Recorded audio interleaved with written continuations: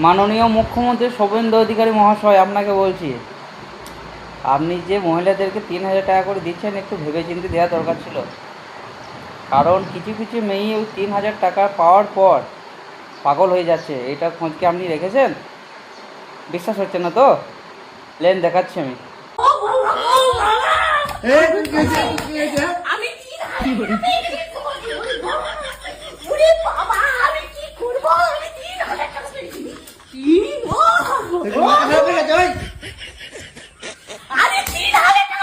তোমাকে বিড়ি কিনে খাবো কি করে?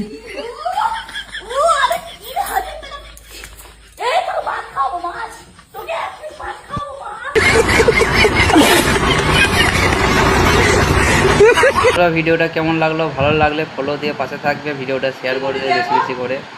আগে আরও মজার মজার ভিডিও আনবো।